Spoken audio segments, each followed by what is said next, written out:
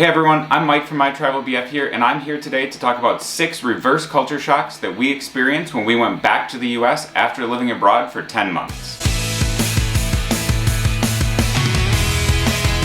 So, the first reverse culture shock that I want to mention from when we went back to the United States after living abroad was the portion sizes. Especially when you eat out at restaurants, the portion sizes of all the food was just absolutely huge, as well as the drinks.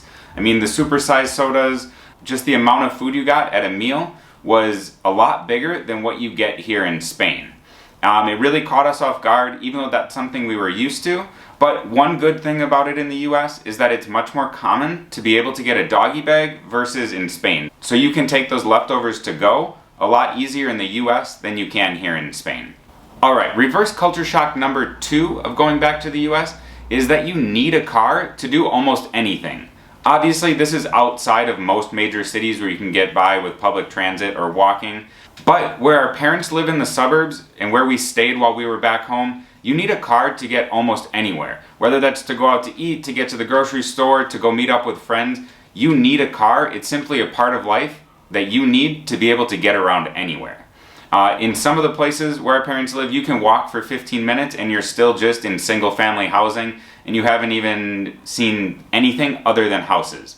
Whereas here in Madrid and here in lots of cities in Spain, you can go by cafes, libraries, bars, pharmacies, grocery stores, basically anything you want and need by foot or by public transit. So we really don't need a car here at all.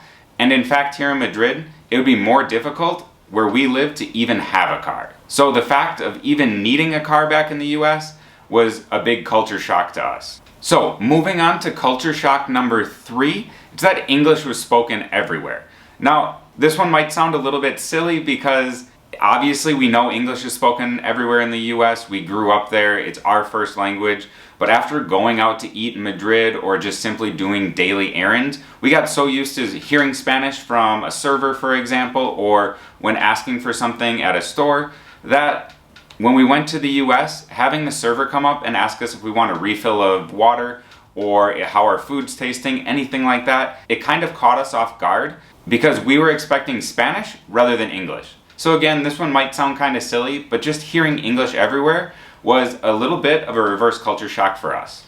Alright, so we are halfway through the reverse culture shocks here, and I just wanted to take a minute to point out my t-shirt. This is from Becca's brothers band, RAF Company, and their hit single, Lovely Ladies. They are a band in the Milwaukee area in Wisconsin, and we had an opportunity to check out one of their shows when we were back. It was awesome. And they are on all major streaming platforms. If you're not in the Milwaukee area to check out one of their shows, I dropped their Spotify link in the bio below, so you should go check them out. And again, if you're in the Milwaukee area, make sure to check out when they're playing so you can see one of their shows live. Alright, now let's get back to our culture shocks with number 4, which is customer service. Now, when I say customer service in Spain, customer service in a government office or even in a restaurant can be a lot more abrupt or short than it is in the US. We kind of got used to that living here, and when we went back to the US, people were overly friendly or just overly nice. At least that's how it seemed in stores we went in or at restaurants. For example, waiters coming over and asking you how your meal is, if everything's tasting okay. That doesn't exist here in Spain. They generally just let you eat, and actually, they think it's rude to come over and interrupt your conversation with family or friends. So going back to the US and having a server come over and constantly kind of interrupt in a way was a bit of a culture shock for us. Now, obviously it's because they're working on tips, where in Spain they aren't. So there's a reason for it, but it was a culture shock going back to the US. Alright, so on to culture shock number 5, which was perhaps the most shocking one we experienced when back in the US. And that has to do with the bathroom.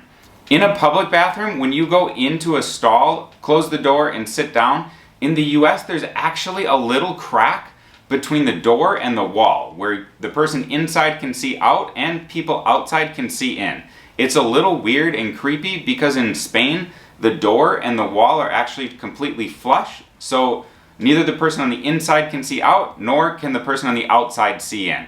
Quite frankly, this is a lot better for privacy. It's a lot more comfortable experience, especially once you've experienced that, to going back to the other one where you can kind of see out and see people going past.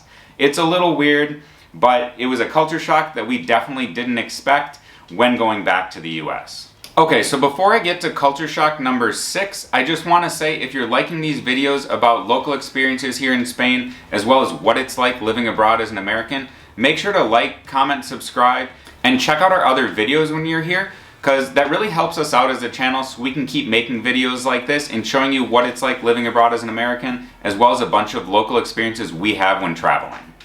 Now on to culture shock number 6, which is we saw American flags everywhere.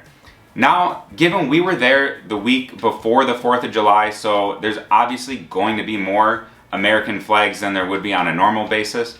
But even that, seeing them on houses and thinking back to when we lived in the US before, there are simply a lot more American flags or flags of the country in the US than there are in Spain. Here, you might see them on official buildings, public buildings, but you don't really see them hanging from people's balconies or inside their houses or even in classrooms of schools. It's just not something you see. You're actually more likely to see flags of the autonomous communities, which are basically equivalent to the states in the United States. And if I'm thinking about the United States, you don't see flags of a lot of states in most states. So just simply the amount of American flags were there came off as a little bit nationalistic and was a little bit of a shock to see when going back to the US, especially after having lived in Spain for about 10-11 months now. So that's going to do it for our list of reverse culture shocks we experienced when going back to the US after living abroad.